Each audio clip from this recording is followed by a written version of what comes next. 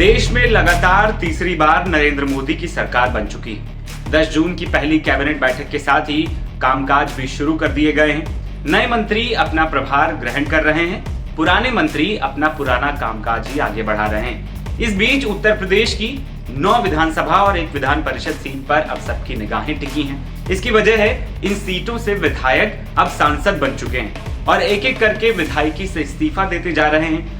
इसके बाद प्रदेश की कुल 9 विधानसभा और 1 विधान परिषद सीट पर 6 महीने के भीतर उपचुनाव होगा।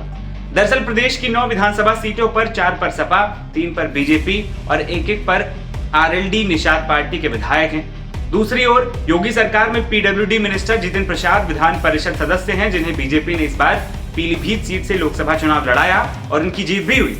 इसके बाद उन्होंने विधान परिषद से इस्तीफा देते हुए मोदी सरकार 3.0 में वाणिज्य और उद्योग मंत्रालय में राज्य मंत्री और इलेक्ट्रॉनिक्स और सूचना प्रौद्योगिकी मंत्रालय में राज्य मंत्री का पद संभाल लिया।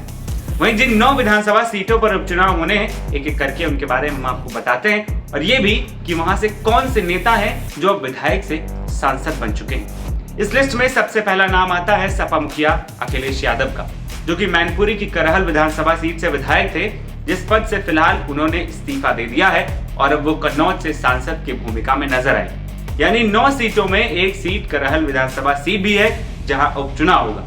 दूसरे नंबर पर सपा के अवधेश प्रसाद की मुल्कीपुर विधानसभा सीट है, जहां से उपचुनाव होंगे, क्योंकि अवधेश प्रसाद बीजेपी के लल्लू सिंह को हराकर फैजाबाद सीट से सांसद बन गए हैं।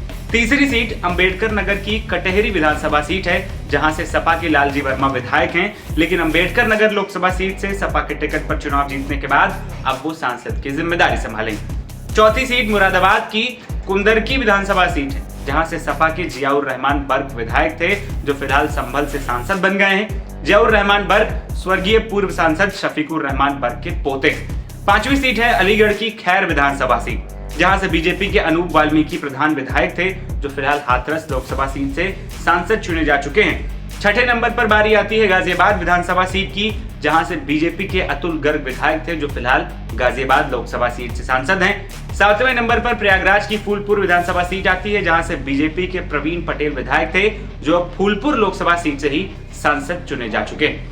अगला नंबर है मीरापुर विधानसभा सीट का, जहां से आरएलडी के चंदन चौहान विधायक थे, जो फिलहाल एनडीए गठबंधन से चुनाव लड़कर बिजनौर लोकसभा सीट से सांसद बन गए। 9वीं और आखिरी सीट जिस पर उपचुनाव होना है वो है मिर्जापुर जिले की मजुआ विधानसभा सीट, जहां से निषाद पार्टी के विनोद कुमार बिंद विधायक थे, जो फिलहाल बीजेपी के टिकट पर भदोही लोकसभा सीट से चुनाव लड़कर सांसद बन गए। इसके अलावा कानपुर के सीसामऊ से विधायक इरफान सोलंकी की सीट भी सजा होने के बाद खाली हो सकती है। यानी आने वाले 6 महीनों के भीतर यूपी में एक बार फिर राजनीतिक तापमान बढ़ेगा।